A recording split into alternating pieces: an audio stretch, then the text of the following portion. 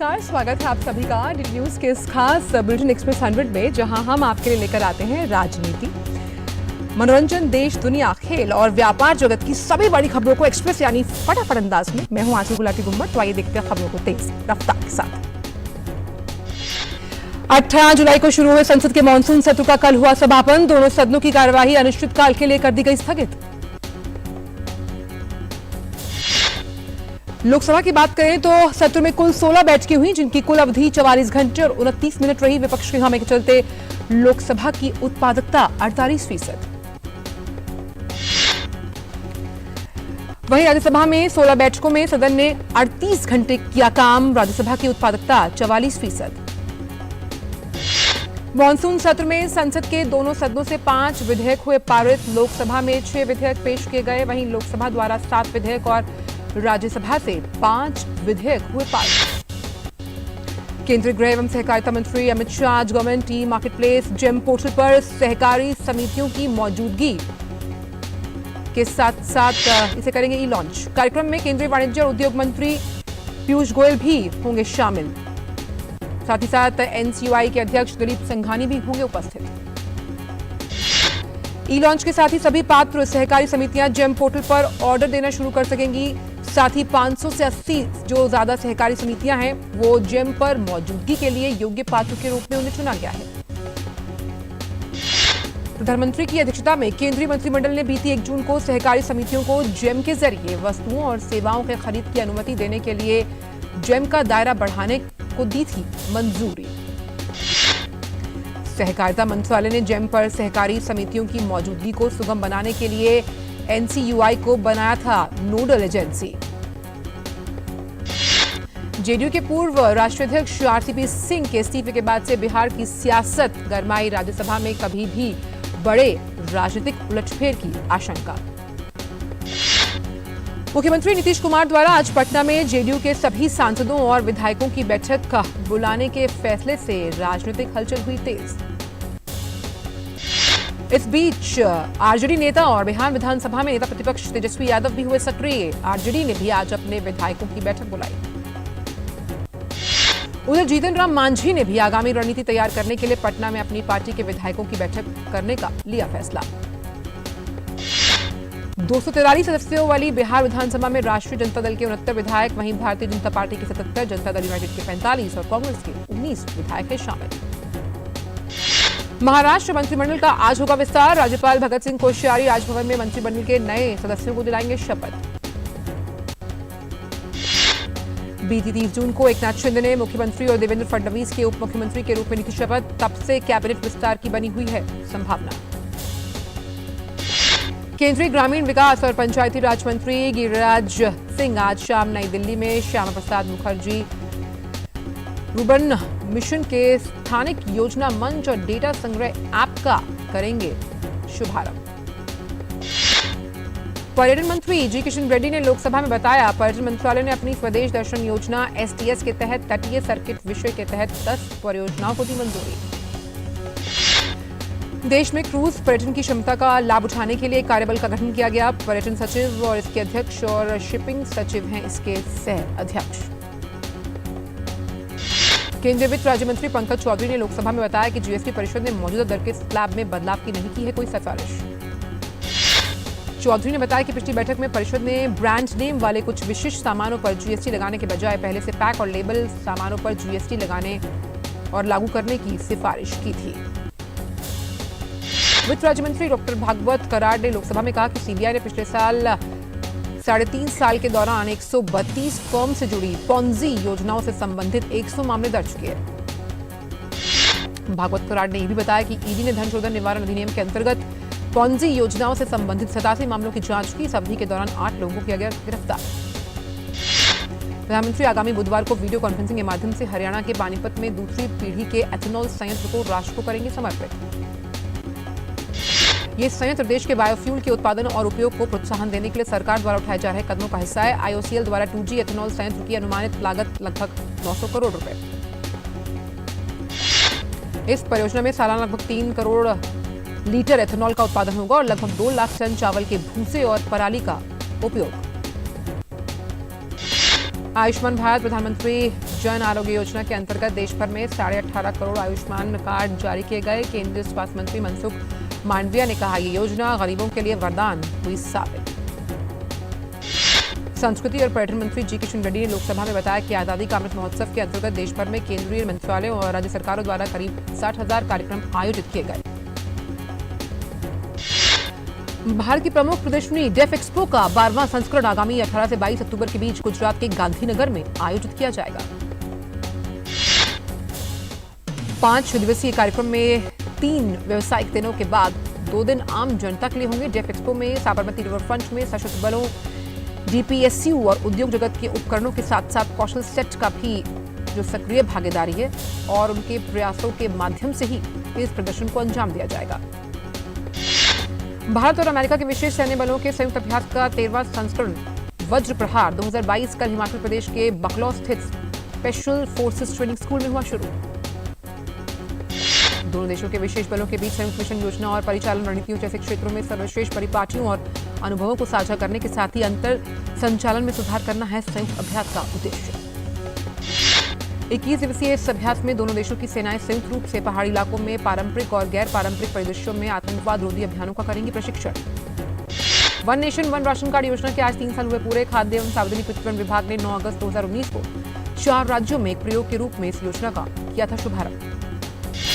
3 साल के दौरान योजना से देश भर में करीब 3 करोड़ से अधिक राशन कार्ड धारकों को देश के विभिन्न हिस्सों में मिला है लाभ। उत्तर प्रदेश के मुख्यमंत्री योगी आदित्यनाथ लोक कला, प्रदर्शन कला, राज्य के क्षेत्रीय व्यंजनों और वीरता पुरस्कार विजेताओं को बढ़ावा देने के लिए आज एक सामुदायिक रेडियो चैनल रेडियो जय घोष को करेंगे लॉन्च। समाजवादी पार्टी और कांग्रेस पार्टी उत्तर प्रदेश में भारत की आजादी के 75 साल पूरा होने पर आज से विशेष अभियान करेगी शुरू। राष्ट्रीय परीक्षा एजेंसी ने जेईई की मुख्य संयुक्त परीक्षा 2022 के लिए पेपर 1 बीई और बीटेक के लिए अंतिम अंक घोषित किए। परीक्षा में कुल 24 उम्मीदवारों ने 100% अंक हासिल किए। अनुचित साधनों का उपयोग करने के कारण 5 उम्मीदवारों के परिणाम पर लगाई गई रोक। इस पेपर की परीक्षा कंप्यूटर आधारित टेस्ट प्रारूप में 2 सत्रों में की गई थी।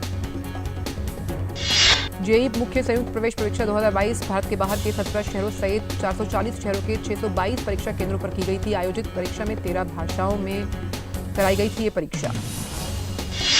उत्तर प्रदेश में राज्य के कैबिनेट मंत्री राकेश सचान को एक स्थानीय अदालत ने 1 साल के कारावास की सजा सुनाई और 1,500 रुपए का जुर्माना लगाया। राकेश सचान को शस्त्र अधिनियम के मामले में ठहराया गया था दोषी। सचान ने कल अदालत के सामने किया था आत्मसमर्पण, बाद में मिली जमानत।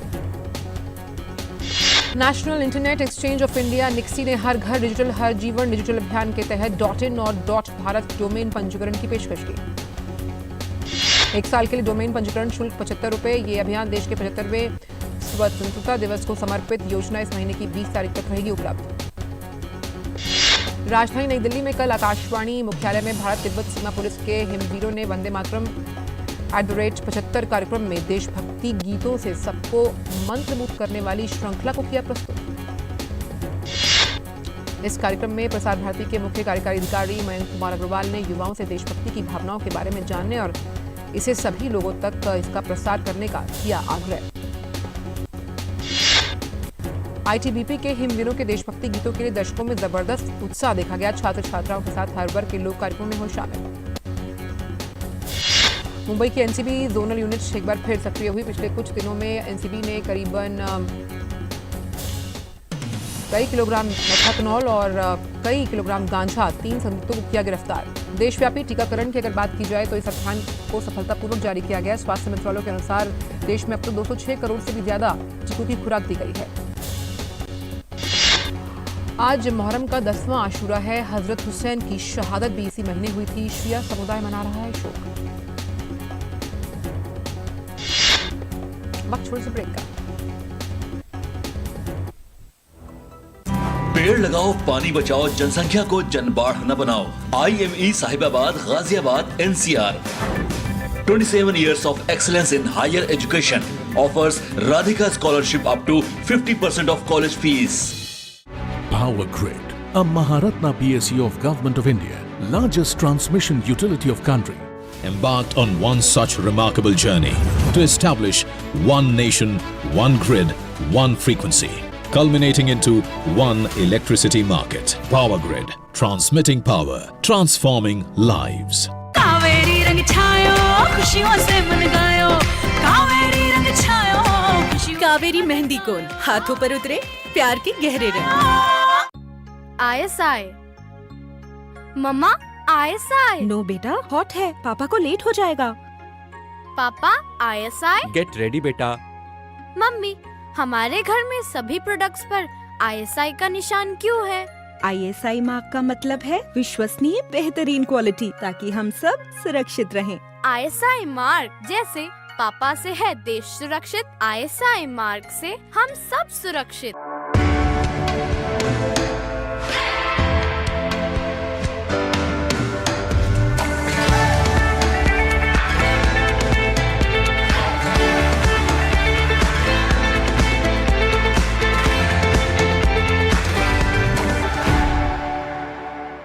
Just look at it, sir. 0 to 100 in 5 seconds flat. Really? आपकी है? तुम्हें भी अपने बुढ़ापे में कॉम्प्रोमाइज नहीं करना है, तो अभी से नेशनल पेंशन सिस्टम में इन्वेस्ट करो। नेशनल पेंशन सिस्टम ये 60 की उम्र तक पैसे बचाता और बढ़ाता है, और फिर उन्हीं पैसों को हर महीने सैलरी की तरह आप तक पहुंचाया जाता है। 1800110708 और website www.pfrda.org.in। National pension system में इन्वेस्ट करने से टैक्स भी बचता है sir. National pension system. Break के बाद एक्सप्रेस 100 में सभी का स्वागत। रुक करते हैं बाकी खबरों का एक्सप्रेस अंदाज में। गेहूं की बढ़ी हुई कीमतों को देखते हुए भारत सरकार ने गेहूं की आयात पर 40% ड्यूटी शुल्क को खत्म कर सकती है। साथ ही देश में रिकॉर्ड उच्च स्तर पर पहुंची कीमतों को नीचे लाने के लिए ट्रेडर्स के लिए भंडार पर लिमिट भी लगा सकती है।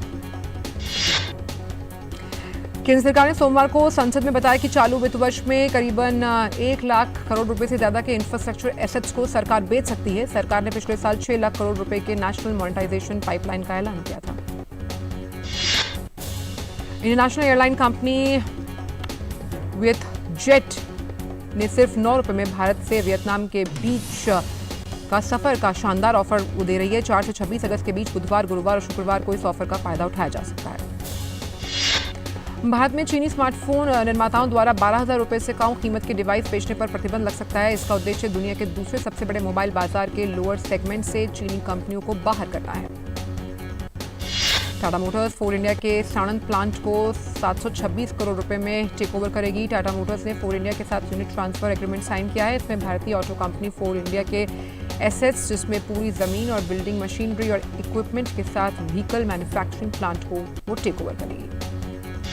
रिलायंस इंडस्ट्रीज लिमिटेड की रिपोर्ट के अनुसार देश के 1000 शहरों में 5G सेवाएं देने की जियो की योजना पूरी हो गई है। इस दौरान हीट मैप, 3D मैप और रीट्रेसिंग टेक्नोलॉजी का इस्तेमाल कर लक्षित उपभोक्ता खपत और राजस्व की संभावना को आधार बनाया गया।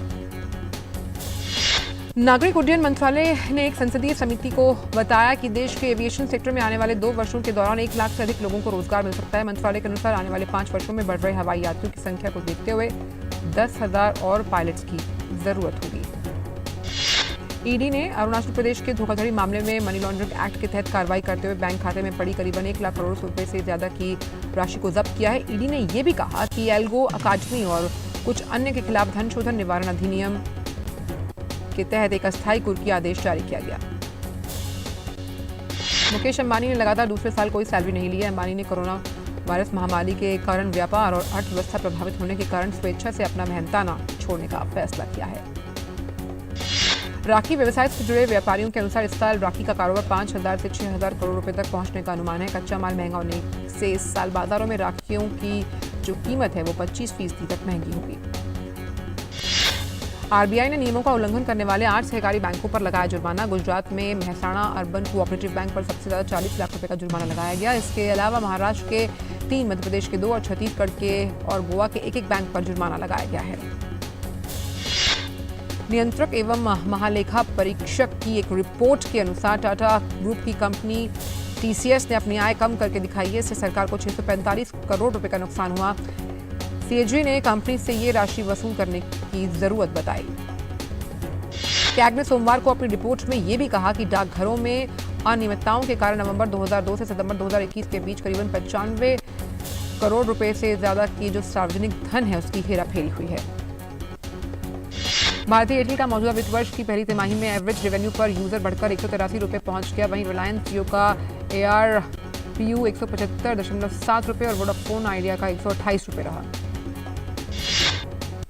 कैनरा बैंक ने FD की ब्याज दरों में बढ़ोतरी की है। कैनरा बैंक में अब 1 साल के लिए FD कराने पर करीबन 5% से ज्यादा का सालाना ब्याज मिलेगा। पूर्व अमेरिकी राष्ट्रपति डोनाल्ड ट्रंप के घर फेडरल ब्यूरो ऑफ इन्वेस्टिगेशन ने छापा मारा। ट्रंप ने अपने एक बयान में बताया कि FBI ने फ्लोरिडा के पाम बीच स्थित उनके मारे लागो घर पर छापा मारा है। FBI द्वारा की गई कार्रवाई की अधिक जानकारी देते हुए ट्रंप ने बताया कि फ्लोरिडा के पाम बीच स्थित उनके घर मार-आ-लागो फिलहाल FBI के कब्जे में है। रिपोर्ट्स के मुताबिक ट्रंप ने जब पिछले साल व्हाइट हाउस छोड़ा था तब वो कुछ डॉक्यूमेंट्स अपने साथ ले गए थे। हालांकि अब तक इस आरोप की FBI की तरफ से कोई पुष्टि नहीं हुई है। अमेरिका ने यूक्रेन के लिए नई सैन्य सहायता के तहत $1 अरब की घोषणा की है। नई घोषणा के तहत यूक्रेन की सेना को अमेरिकी रक्षा विभाग से सीधे रॉकेट, गोला बारूद और अन्य हथियारों की अब तक की सबसे बड़ी डिलीवरी होगी। अमेरिका की ओर से दी जा रही सैन्य सहायता में high mobility artillery rocket system के साथ ही हजारों आर्टिलरी राउंड मोर्टार सिस्टम और अन्य गोला बारूद शामिल होंगे। वहीं यूक्रेन की आंतरिक व्यवस्थाओं को सुचारू रखने के लिए अमेरिका उससे $4 अरब से ज्यादा की आर्थिक मदद देगा। ये धनराशि अमेरिका का वित्त मंत्रालय विश्व बैंक के साथ मिलकर देगा। अमेरिकी राष्ट्रपति ने भी सैन्य सहायता की घोषणा करते हुए कहा कि अमेरिका ने यूक्रेन के लिए अब तक के सबसे बड़े सुरक्षा सहायता पैकेज को मंजूर किया। इस पैकेज से यूक्रेन को अतिरिक्त गोला बारूद, हथियार और उपकरण मिलेंगे ताकि वो देश की रक्षा का जरूरी सामान और जरूरतें पूरा कर सके। संयुक्त राष्ट्र रक्षा परिषद ने गाजा की स्थिति पर चर्चा करने के लिए सोमवार को एक आपात बैठक की, जहां 3 दिनों के घातक संघर्ष के बाद फिलिस्तीनी इस्लामिक जिहाद और इजराइल के बीच संघर्ष विराम हो गया। इस मौके पर दोनों पक्षों के राजदूतों ने संघर्ष विराम का स्वागत किया और मध्यस्थ होने के लिए मिस्र के प्रति आभार व्यक्त किया। संयुक्त राष्ट्र ने मध्य पूर्व के दूत टोर वेंसलैंड ने युद्ध विराम का स्वागत करते हुए कहा कि इन प्रयासों ने संयुक्त रूप से इलाके में बड़े संकट को रोकने में मदद की है। वहीं भारत ने गाजा में हुए हमले पर चिंता जताते हुए मारे गए लोगों के प्रति संवेदना प्रकट की और कहा कि बातचीत के जरिए ही किसी भी समस्या का समाधान निकाला जा सकता है। यूक्रेन के राष्ट्रपति जेलेंस्की ने कहा कि जापोरिजिया परमाणु ऊर्जा संयंत्र पर रूस के द्वारा गोलीबारी करने के बाद परमाणु आपदा का खतरा बढ़ गया। अपने संबोधन में जेलेंस्की ने रूस पर नए प्रतिबंधों का आह्वान किया। यूक्रेनी राष्ट्रपति ने यह भी कहा कि दुनिया को चेर्नोबिल के बारे में नहीं भूलना चाहिए और याद रखना चाहिए कि जापोरिजिया परमाणु ऊर्जा संयंत्र यूरोप में सबसे बड़ा ऊर्जा संयंत्र है। यूक्रेनी राष्ट्रपति ने इसके अलावा परिसर के आसपास के क्षेत्रों को असैन्य बनाने की अपील भी की। यूक्रेनी सरकार ने दावा किया है कि रूस के द्वारा खार्किव शहर में की गई गोलाबारी और मिसाइल हमले में एक यूक्रेनी नागरिक की मौत हो गई और कई घायल। कीव का मानना है कि रूस यूक्रेन में स्कूल और रिहायशी इलाकों को हमलों के जरिए निशाना बना रहा है। वहीं रूसी सरकार ने यूक्रेन द्वारा लगाए जा रहे आरोपों को बेबुनियाद बताया। रूस ने कहा कि वो किसी भी तरह के रिहायशी इलाकों में हमले करने से बच रहा है। रूस ने अपने हमलों को विशेष सैन्य अभियान का करार दिया। इटली ने रोम के स्पालंजानी अस्पताल में अपना पहला मंकी पॉक्स टीकाकरण शुरू किया और अब तक बुकिंग के लिए 600 से ज्यादा अनुरोध प्राप्त हुए। बेवेरियन नॉर्डिक द्वारा बनाए गए जेनियोस वैक्सीन को प्राप्त करने के लिए 200 लोगों ने पहले ही बुकिंग कराई थी। स्वास्थ्य आंकड़ों के अनुसार 5 अगस्त तक इटली में मंकी पॉक्स के 545 मामले दर्ज किए गए। जुलाई में विश्व स्वास्थ्य संगठन ने मंकी पॉक्स को अंतर्राष्ट्रीय चिंता का लोक स्वास्थ्य आपातकाल घोषित किया, जो इसके उच्चतम अलर्ट स्तर है। इटली में पहला मामला 20 मई को दर्ज किया गया था। फिलहाल देश में सामूहिक टीकाकरण की कोई योजना नहीं है। चाड में संघर्षित सैन्य सरकार और कुछ विद्रोही समूहों ने कतर में सोमवार को एक शपथ पत्र पर हस्ताक्षर किए। उन्होंने अफ्रीकी देश में इस महीने होने वाले राष्ट्रीय सुलह वार्ता के मद्देनजर इस पर हस्ताक्षर किए। बहरहाल मुख्य विद्रोही समूह Front for Change and Concord in charge शपथ पत्रों की शर्तों पर राजी नहीं हुआ और उसने इस पर हस्ताक्षर नहीं किए। दोहा में हुए समझौतों की शर्तों के तहत जिन लोगों ने इस पर हस्ताक्षर किए हैं वो चाड की राजधानी एन जेमेना में 20 अगस्त को होने वाली वार्ता के मद्देनजर संघर्ष विराम पर राजी हो गए। कॉमनवेल्थ गेम्स का सोमवार देर रात समापन हो गया। रंगारंग समापन समारोह बर्मिंघम शहर के अलेक्जेंडर स्टेडियम में आयोजित किया गया। समापन समारोह के दौरान टीम इंडिया के ध्वजवाहक अचंता शरद कमल और निखत जरीन ने टीम का नेतृत्व किया। बर्मिंघम में हुए इन खेलों में 11 दिनों तक जो चले हैं, जिसमें 72 देशों के 5000 से ज्यादा एथलीटों ने हिस्सा लिया। ऑस्ट्रेलिया सर्वाधिक 178 पदक हासिल कर पहले स्थान पर रहा। वहीं बर्मिंघम राष्ट्रमंडल खेलों में भारत 61 पदकों के साथ चौथे स्थान पर रहा। भारत ने 22 स्वर्ण, 16 रजत और 23 कांस्य अपने नाम किए। 2026 में होने वाले कॉमनवेल्थ गेम्स की मेजबानी ऑस्ट्रेलिया करेगा। पहली बार कॉमनवेल्थ गेम्स का आयोजन 1 से अधिक शहरों में होगा। कॉमनवेल्थ गेम्स में शानदार प्रदर्शन करने वाले भारतीय खिलाड़ी की वतन वापसी हो रही है। सभी खिलाड़ियों का जोरदार स्वागत किया जा रहा है। कॉमनवेल्थ गेम्स में 10,000 मीटर पैदल चाल स्पर्धा में कांस्य पदक जीतने वाले संदीप कुमार देश वापस लौट चुके हैं और उन्होंने अपना जो खुशी है उसका इजहार किया। कॉमनवेल्थ गेम्स में पुरुषों की 3000 मीटर स्टीपल चेस में रजत पदक जीतने वाले अविनाश साबले ने कहा कि आने वाले समय में वे देश के लिए स्वर्ण जीत कर लाएंगे। राष्ट्रमंडल खेलों में ट्रिपल जंप में गोल्ड जीतने वाले भारतीय खिलाड़ी एल्जोस पॉल ने कहा कि उनके आने से भारत जब वो लौट कर पहुंचे हैं तो उन्होंने धन्यवाद दिया जिन भारतीयों ने उनकी सराहना की है।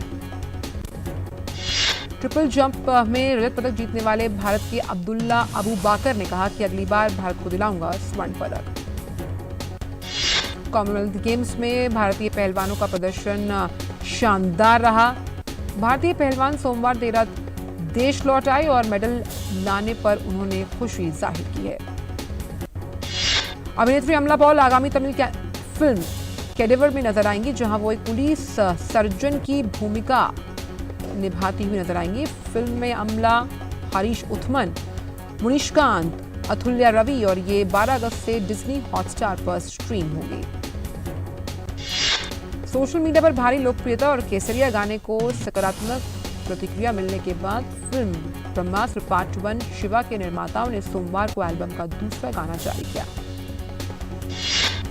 केबीसी 14 के पहले एपिसोड में मैरी कॉम और सुनील छेत्री ने शिरकत की। दोनों ने हॉट सीट पर बैठकर अमिताभ बच्चन के सवालों का सामना किया। मैरी कॉम और सुनील छेत्री ने करीबन 12.5 लाख रुपए जीते, जिन्हें उन्होंने दान किया। इंटरनेशनल एमी अवार्ड विजेता crime drama streaming series Delhi crime के दूसरे सीजन का ट्रेलर सोमवार रिलीज किया गया।